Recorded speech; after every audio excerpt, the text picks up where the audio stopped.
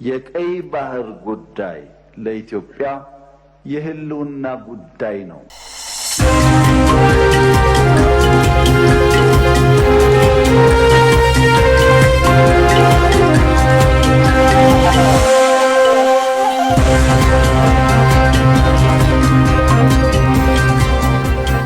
ቀጥለናል። እስራኤል ከሁለት ወራት በላይ በጋዛ የእርዳታ ድጋፍ እንዳይገባ መከልከሏ ተነግሯል። እስራኤል ምግብ፣ ውሃ፣ መድኃኒት፣ የሕክምና ቁሳቁሶችና ነዳጅን ወደ ጋዛ ከሁለት ወራት በላይ እንዲገባ አልፈቀደችም። የእስራኤል ጠቅላይ ፍርድ ቤት ይህንን ፖሊሲ በመደገፍ እንግዲህ በርካታ የእገዳ ጥያቄዎችን ውድቅ በማድረግ የእርዳታ ጥያቄዎችን ውድቅ በማድረግ ሰው ሰራሽ የሆነ የሰብአዊ ጥፋት፣ ረሃብ፣ ሞትን ጨምሮ እንዲፈጠር ምክንያት መሆኗን በኔዘርላንድስ የፍልስጤም አምባሳደር የሆኑት አማር ሂጃዚ በሄግ የቃል ክርክራቸውን አቅርበዋል። የተባበሩት መንግስታት ዋና ጸሐፊ ጋዛን እንደ ገዳይ ሜዳ ገልጸዋል። ይህን ጉዳይ ለመስማት እንግዲህ የፍርድ ቤቱ ስልጣን ምንም ጥርጥር የለውም። የህግ ጥያቄዎችን በዓለም አቀፍ ህግ መሰረት የሚሰሩ ናቸው። እናም የፍልስጤም ጉዳይ በተባበሩት መንግስታት ድርጅት ተልእኮ ውስጥ ማዕከላዊ ነው። ይህም ቀደም ባሉት የአማካሪ አስተያየቶች ላይ በድጋሚ ተረጋግጧል ነው የተባለው። እስራኤል የፍልስጤምን ህዝብ ለማጥፋትና ፍልስጤምን ለማጥፋት እየሞከረች ነው። የሰብአዊ ድርጅቶችን በመከልከልና በማደናቀፍ ደግሞ በዚህም በተባበሩት መንግስታት ቻርተርና ሌሎች የዓለም አቀፍ ህግ ሰነዶች ላይ ያላትን ግዴታዎች እንዲሁ በመጣስ ላይ ትገኛለች በሚል ክስ ይቀርብባታል ነው የተባለው። የቻይናና ሩሲያ የውጭ ጉዳይ ሚኒስትሮች በሁለትዮሽ ግንኙነትና በዩክሬን ቀውስ ዙሪያ እንዲሁ ተወያይተዋል። የቻይና የውጭ ጉዳይ ሚኒስትር ዋንግ ዩ ከሩሲያ አቻቸው ሰርጌይ ላቭሮቭ ጋር በብራዚል ሪዮ በሁለቱ ሀገራት ግንኙነት ቁልፍ ጉዳዮችና በዩክሬን ስላለው ቀውስ ተወያይተዋል ነው የተባለው። የቻይና ኮሚኒስት ፓርቲ ማዕከላዊ ኮሚቴ የፖለቲካ ቢሮ አባል ዋንግ እንዳሉት ዓለም አቀፉ ሁኔታ በፍጥነት እየተቀያየረ ቢሆንም በቻይናና ሩሲያ መካከል ያለው የጋራ መተማመንና መደጋገፍ ግን አሁንም አልተለዋወጠም ብለዋል። የሁለቱን ሀገራት ስትራቴጂካዊ አመራር አጽንኦትም እንዲሁ ሰጥተውበታል። በወቅታዊ ዓለም አቀፋዊ ሁኔታ ውስጥ የብሪክስ አንድነትና ትብብርን ስትራቴጂካዊ እሴትም እያደገ መሆኑን እንዲሁ ዋንግ ተናግረዋል። ቻይናና ሩሲያ የብሪክስ መስራች አባል በመሆናቸው በብሪክስ ማዕቀፍ ውስጥ ያለውን ቅንጅት ማጠናከር፣ በማደግ ላይ ባሉ ሀገራትና ታዳጊ ኢኮኖሚዎች መካከልም ያለውን ትብብር እንዲሁ ማጠናከር ያስፈልጋል ሲሉ ነው ያነሱት። ላቭሮቭ በበኩላቸው በፍጥነት እየተለዋወጠ ላለው የዓለም አቀፍ ገጽታ ምላሽ ለመስጠት በሩሲያና በቻይና መካከል ያለው የጠበቀ ግንኙነት እንዲሁ አጥብቆ መጠበቅ አስፈላጊ መሆኑን አሳስበዋል። በቀጣይ ደረጃ ሩሲያ ከቻይና ጋር በጋራ ለመስራት ፈቃደኛ መሆኗን በመግለጽም በሁለቱ ሀገራት መሪዎች መካከል ወሳኝ የሆነ ውይይት ለማድረግ ዝግጁ መሆናቸውን እንዲሁ ገልጸዋል። ከዚሁ ጋር በተያያዘ ዓለም በዩክሬንና በጋዛ ግጭቶችና በዩኤስ ፕሬዚዳንት ዶናልድ ትራምፕ የንግድ ጦርነቶች እያስተናገደች ባለችበት ወቅት ሩሲያና ቻይናን ጨምሮ 11 ሀገራት እንግዲህ ያሉት የብሪክስ ቡድንን የምትመራው ብራዚል የበለጠ ትብብር እንዲደረግ ጠይቃለች። በዓለም አቀፍ ሁኔታ ጉዳይ የሩሲያው ፕሬዚዳንት ቭላዲሚር ፑቲን ከዩክሬን ጋር ለ3 ቀናት የሚቆይ የእርቅ ስምምነት እንዲደረግ ባዘዙበት ወቅት የህብረቱ የውጭ ጉዳይ ሚኒስትሮች በሪዮ ተገናኝተው ሲነጋገሩ እንግዲህ ፕሬዚዳንታቸው ቮሎዲሚር ዜሌንስኪ ድርጊቱን አዲስ የማታለል ሙከራ ሲሉ ነው የገለጹት። የብራዚል የውጭ ጉዳይ ሚኒስትር ማውሮ ለነበሩት በሪዮ ለነበሩት የብሪክስ ልኡካን እንደተናገሩት ከሆነ ከመጋጨት ይልቅ ዲፕሎማሲን፣ ከአንድ ወገንተኝነት ይልቅ ደግሞ ትብብርን እናበረታታለን። በዩክሬን ያለው ግጭትም ከባድ ሰብአዊ ተጽዕኖ እያሳደረ ስለሆነ ይህም በአስቸኳይ በዲፕሎማሲያዊ መፍትሄ ሊያስፈልገዋል ሲሉ ነው የተናገሩት። የ2025 የካናዳ ምርጫ የማርክ ካርኒ ሊበራል ፓርቲ መንግስት ለመመስረት ኮመንስ ምክር ቤት የሚፈለጉትን መቀመጫዎች እንደሚያሸንፍ ይጠበቃል ሲል የካናዳው ሲቢሲ ኒውስ አስነብቧል። ሲቢሲ እንግዲህ ሊበራል መንግስት ሊሆን ይችላል ካለ በኋላ በሊበራል ፓርቲ ዋና ጽህፈት ቤት ከፍተኛ ደስታ ተፈጥሯል ነው የተባለው። የሊበራል ፓርቲ መሪ 68 በመቶ የሚሆነውን ድምጽ እንዲሁ ተይዟል። ማለዳውን እንግዲህ እስካሁን ድረስ ትንንሾቹ ፓርቲዎች በመጨረሻ የፈለጉትን ያህል ድምጽ አላገኙም። ስለዚህ ምን ያህል እንደሚቀንስ አሁን ለመናገር አስቸጋሪ ነው ብለዋል። ነገር ግን ሊበራል ፓርቲ በጣም ጠንካራ ጅምር ላይ ያለ ይመስላል። በምዕራብ አውራጃዎች ውስጥ ያሉ ድምጾችም ሲቆጠሩ እንግዲህ ለውጦች ሊኖሩ ቢችሉም ሊበራሎች ግን በ133 የምርጫ ወረዳዎች ውስጥ ሲመሩ ወግ አጥባቂዎቹ በ93 እየተከተሉ ነው የተባለው። ለአብላጫ ድምጽ የሚያስፈልጋቸው ግን 172 የምርጫ ወረዳዎች እንዲሁ እንደሚያስፈልጋቸው ነው የተገለጸው። የተገለጸው። በዝርዝር የምንመለከተው ጉዳይ እዚሁ ላይ ያተኩራል። በካናዳ ፈጣን ምርጫ እየተካሄደ ባለበት በመላ ሀገሪቱ ውጤቶች ይፋ መሆን ጀምረዋል። የአሜሪካን ተጽዕኖ የመቋቋም ጥንካሬ የእጩ ተወዳዳሪዎቹ ዋነኛ የመፎካከሪያ አጀንዳ ነው። ቀደም ሲል የነበረው የአየር ጸባይ ለውጥ ጉዳይ ዋነኛ አጀንዳ መሆኑ ቀርቶ እንግዲህ አሁን የደቡብ ጎረቤታቸውን ስጋት የሚመክት ሰው ካናዳውያን እየፈለጉ ነው። ሳሙኤል እንዳለ ትንታኔውን ያስደምጠናል።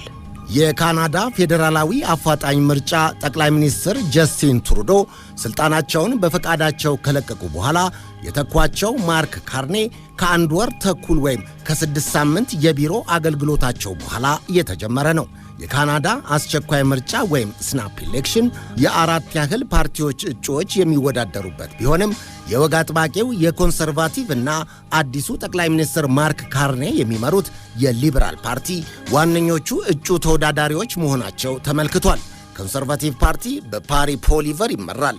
የካናዳ አስቸኳይ ምርጫ የመጣው የአሜሪካው ፕሬዝዳንት ዶናልድ ትራምፕ በኢኮኖሚም በሉዓላዊነትም እየፈራረሰች የመጣችው ካናዳ እንደ ሀገር ልትተርፍ ከሆነ 51ኛዋ የአሜሪካ ግዛት ሆና መዋሃድ አለባት፣ በዓለማችን ላይ ጠንካራ አሜሪካ መገንባት አለብን የሚለው ማስፈራሪያ ካናዳን ጭንቅ ጥብ ውስጥ ከከተታት በኋላ ነው። በሳምንቱ መጨረሻ ደግሞ የካናዳን አለመረጋጋት ከሚያፋፍሙ ጉዳዮች አንዱና ፖለቲካዊ መነሳሳት ከኋላው የሚገፋው ነው የተባለ በቫንኮቨር ከተማ የጎዳና ፌስቲቫል እያካሄዱ ባሉ ካናዳውያን ላይ ሆን ብሎ በተሽከርካሪ አደጋ የመግጨት ሴራ ከተፈጸመና የ5 ዓመት ሕፃን ልጅን ጨምሮ 11 ሰዎች ከተገደሉ በኋላ የሚካሄድ ምርጫ መሆኑ ካናዳውያን በከበደ ስሜት የሚያካሂዱት ነው። ከ4 ወራት በፊት በተደረገ ለመምረጥ ካርድ የወሰዱ ሰዎች ቆጠራ ከ40.1 ሚሊዮን የካናዳ ዜጎች ውስጥ 545579ኙ የሚመርጡ ናቸው። ፕሬዝዳንት ዶናልድ ትራምፕ ወደ ስልጣን ከመጡ በኋላ ካደረጓቸው አስደንጋጭ ውሳኔዎች ውስጥ ካናዳ እንደ ሀገር ልትቀጥል ከሆነ 51ኛዋ የአሜሪካ ግዛት በመሆን መዋሃድ አለባት የሚለው ነው። ሰውየው በስሜት ወይም ያለመነሻ ግን ይህንን አላሉም ይላሉ ተንታኞች። ካናዳ ከፍተኛ የሆነ ብሔራዊ ዕዳና የሉዓላዊነት ስጋትም ተጋርጧት ቆይታለች።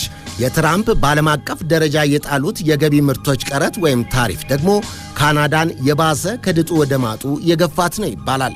የካናዳ የተሽከርካሪና የአረብ ብረት ምርት በከፍተኛ ደረጃ ወደ ውጪ በተለይም ወደ አሜሪካ የምትልካቸውና የሀገሪቱን አጠቃላይ ምርት ገቢ ወይም ጂዲፒ ሰፊውን መጠን የሚሸፍን የፋብሪካ ምርቷ ላይ ነው ዶናልድ ትራምፕ 25 በመቶ የታሪፍ ቀረጥ የጣሉት። ከዚያ ወዲህ በመላ ካናዳ የአርበኝነትና የብሔራዊነት ስሜት እያቆጠቆጠ የመጣ ቢሆንም የኢኮኖሚው ማሽቆልቆልና በተለይ ደግሞ ቀደም ሲል ጀምሮ የኪውቤክ ግዛት የመገንጠልና ራስን የመቻል ጥያቄ ካናዳን ወደ ትራምፕ ኪስ የሚገፋ አደገኛ ስጋት ሆኖ መቀጠሉ ይነገራል። የሆነ ሆኖ በዚህ ፈጣን ምርጫ ነገሮች የተቀየሩ ይመስላል።